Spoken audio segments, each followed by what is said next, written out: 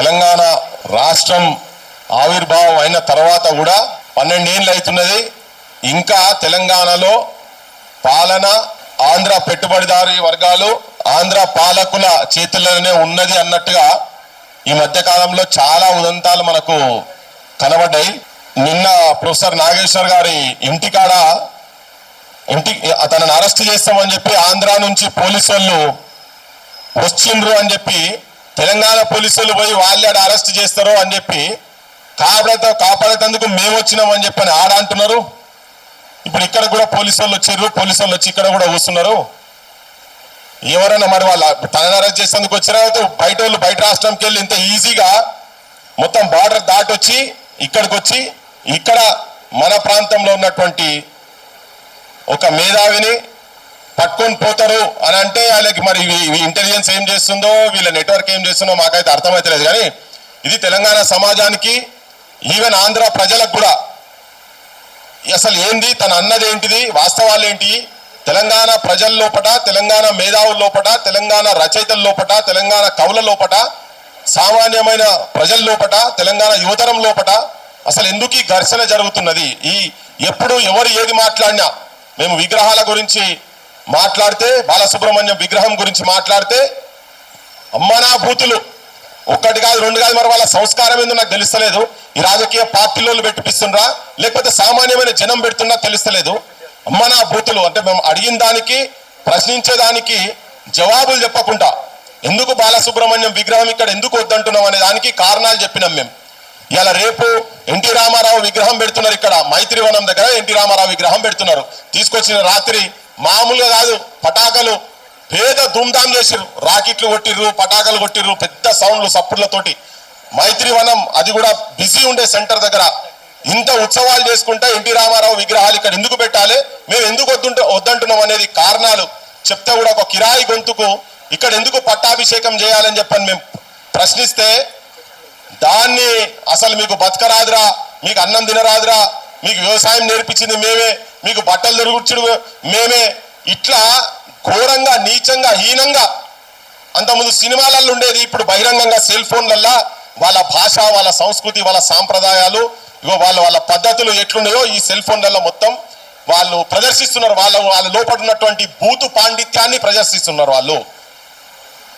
ఇది నేను అందరి జనాల గురించి చెప్తలేను, కానీ ఎవరెవరైతే మాట్లాడుతుండ్రో వాళ్ళ గురించి చెప్తున్నా. ఆఖరికి ఎట్లయిపోయిందంటే పరిస్థితి, తెలంగాణలో దిష్టి కలిగిందనే కాడికి అక్కడ పవన్ కళ్యాణ్ అంటేనే మాట్లాడే కాడికి పోయింది. మరి ఇదేం దౌర్భాగ్యమో ఏం దుర్మార్గమో మాకు తెలుస్తలేదు.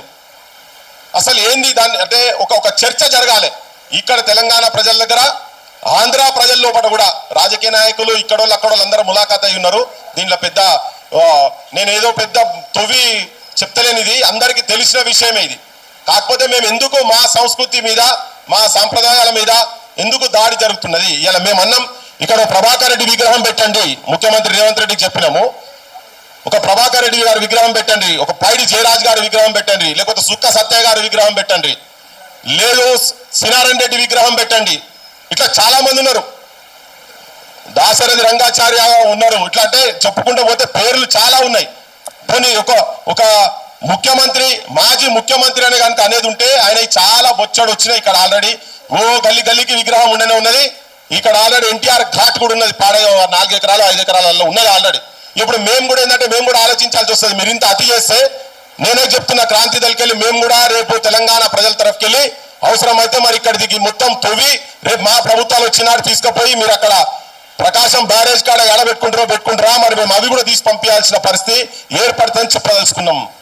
ఎందుకు గిచ్చికయ్యం పెట్టుకుంటున్నారు అంటే ఇంకా తెలంగాణ వచ్చిన తర్వాత కూడా ఆంధ్ర పెత్తనం మేము సహించే పరిస్థితి లేము.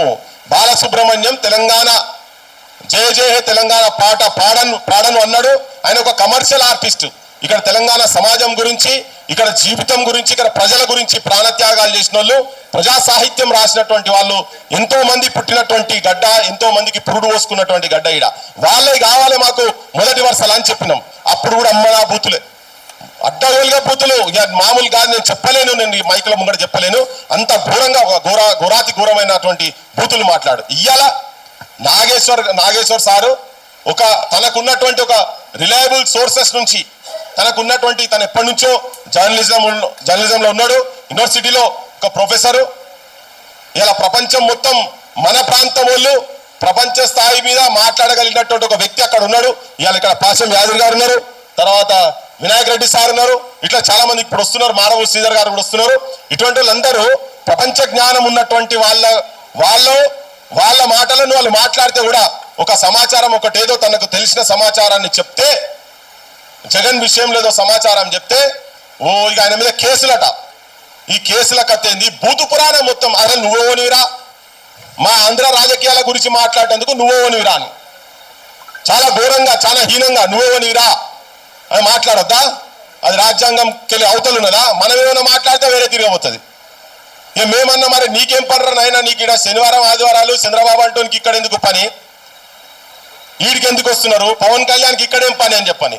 ఎందుకంటే ఇక్కడికి వచ్చి వాళ్ళు ఏం చేస్తున్నారు అంటే ఇక్కడ వాళ్ళ ఆస్తులు, వాళ్ళ బిజినెస్లు, వాళ్ళ దందాలు నడుపుకునేటువంటి పని వాళ్ళు ఇక్కడ చేస్తున్నారు. కాబట్టి ఇక్కడ రాజకీయాలలో ఇక్కడ ప్రజల్లో కూడా శాంతి లేకుండా చేసేటువంటి పని చేస్తున్నారు. మా సార్ కూడా అన్నారు, నాగేశ్వర్ సార్ వచ్చినాక మాట్లాడదాం అనుకున్నా, వచ్చినాక మళ్ళీ మాట్లాడితే ఈ మాట. కానీ మా సార్ అన్నాడు, నిన్న ఒక ఇంటర్వ్యూలో చెప్పిండు, నేను అక్కడోళ్లకు ఇక్కడ ఇండ్లెందుకు అని చెప్పని. చంద్రబాబు నాయుడు అక్కడ ముఖ్యమంత్రి ఉన్న తర్వాత ఇక్కడ ఇండ్లెందుకు, డిప్యూటీ సీఎం ఉన్నటువంటి పవన్ కళ్యాణ్కు ఇక్కడ ఇండ్లెందుకు అని నేను అనదలుచుకోలేదు, నాకు సంస్కారం ఉన్నది అని చెప్పని అన్నాడు సార్. నేను సార్తో వచ్చినాక ముంగట మాట్లాడతా, నేను సార్ ముంగట కూడా మాట్లాడతా, ఇప్పుడు మాట్లాడదు అనుకున్నా. కానీ జస్ట్ స్టార్టింగ్లో వాడు చెప్తున్నా, ఈ సంస్కారం ఏందో నేను సార్ ముంగటనే మాట్లాడదలుచుకున్నాను. ఎందుకంటే ఇట్లా ఏమవుతుందంటే ఇప్పుడు తనను కూడా వదులుతలేరు కదా, తనను వదులుతలేరు. ఎట్లా పడతారు లెఫ్ట్ అండ్ రైట్ కొట్టేసిరు.